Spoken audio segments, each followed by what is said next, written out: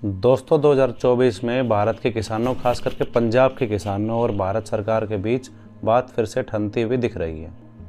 और किसानों ने लगभग 10,000 ट्रैक्टरों का मार्च दिल्ली में निकालने की घोषणा की है।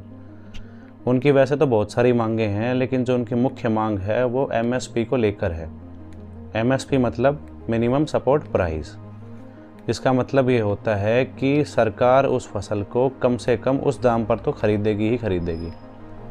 अब दोस्तों बड़ी इंटरेस्टिंग बात यह है कि भारत के सबसे ज़्यादा किसान लगभग 2 करोड़ किसान यूपी में हैं। उसके बाद बिहार का नंबर आता है और पंजाब में तो कुल मिला के लगभग 8 से 10 लाख किसान ही हैं।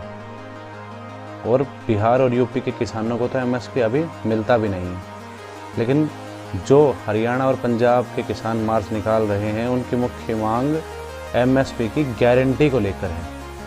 अब एमएसपी की गारंटी देने में सरकार को क्या क्या दिक्कतें हैं, क्या क्या समस्याएं हैं, क्या क्या इस चीज़ में पॉसिबल नहीं है, वो चीज़ हम इस वीडियो के माध्यम से समझने की कोशिश करेंगे। सबसे पहला पॉइंट ये है कि एमएसपी जो मुद्दा है, जो कॉन्सेप्ट है, वो इंडिया का है ही नहीं, वो बाहर का कॉन्सेप्ट है, जहाँ पर सिर्फ 4 से 5% लोग खेती करते हैं।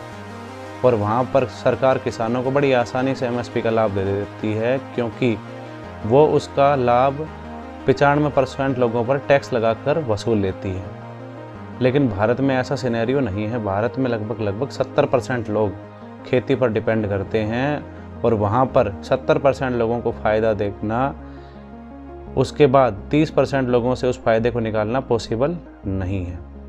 दूसरा, एमएसपी का सबसे बड़ा नुकसान ये है कि अगर सरकार किसी फसल पर गारंटेड एमएसपी देती है तो भले ही उस फसल की डिमांड ना हो, फिर भी किसान उस फसल की बम्पर प्रोडक्शन करेंगे और उसके बाद सरकार को मजबूरी में उस फसल को ख़रीदना पड़ता है।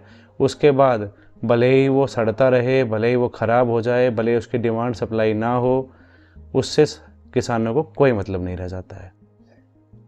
तीसरा मुद्दा ये है, तीसरी सबसे बड़ी इम्पोर्टेंट बात ये है कि आप खुद सोच कर देखिए कि एमएसपी का लाभ लेने के लिए किसानों को मंडी एमएसपी में जाना पड़ेगा, लेकिन आपके आसपास कितने % किसान एमएसपी मंडियों में जाते हैं?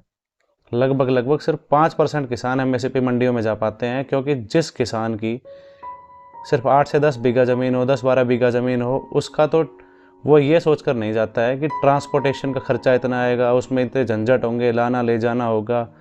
तो इस वजह से वो एमएसपी मंडियों में नहीं जा पाता है, और अगर वो मंडियों में नहीं जाएगा तो उसको एमएसपी का लाभ नहीं मिल पाएगा।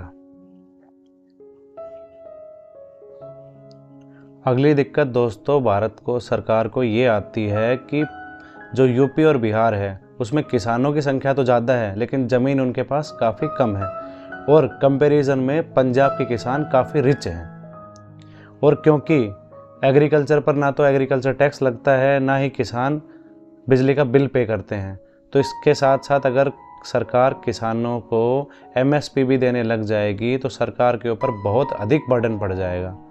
क्योंकि सरकार एमएसपी देने के साथ साथ भारत सरकार लगभग 80 करोड़ लोगों को फ्री अनाज हर साल देती है। तो अगर सरकार एमएसपी देकर महंगे भाव में वो अनाज खरीदेगी और उस अनाज को फ्री में बांटेगी, 80 करोड़ लोगों को फ्री में देगी, तो सरकार को उसका डबल नुकसान होगा। तो दोस्तों मेरा पॉइंट ये है कि भले ही वो किसान हो, भले ही वो 80 करोड़ लोग हों, वो सब हैं तो भारत के नागरिक ही हैं। 80 करोड़ लोग भी हमारे भारत के नागरिक हैं और वो किसान भी हमारे देश के नागरिक हैं। इसलिए अगर देश का नुकसान होता है तो ये बात बिल्कुल हर सिनेरियो में गलत है, क्योंकि देश सबसे पहले होना चाहिए। और सिर्फ इस बात पर कि आप लोग किसान हैं, उनके ऊपर मुकदमा नहीं होना चाहिए, उनको बिजली का बिल नहीं देना चाहिए, ये सब चीज़ एक देश को डेवलप करने में सबसे बड़ा रोड़ा उत्पन्न करती है। तो इसलिए मेरा जो मानना है वो ये है कि दोस्तों सबसे पहले हमें देश के बारे में सोचना चाहिए कि किस चीज़ से हमारे देश की मैक्सिमम प्रोडक्टिविटी निकल कर आती है, उस चीज़ को अपनाना चाहिए। इमोशनल होकर, भाव में बहकर या फिर कुछ भ्रामक वीडियोस देखकर हम किसी भी चीज़ को सपोर्ट या उसको नकारने में ना आए। आई होप आपको ये वीडियो अच्छी लगी होगी। या फिर कुछ आपको गलत लगा है तो आप उसमें कमेंट करके अपनी राय ज़रूर दे सकते हैं।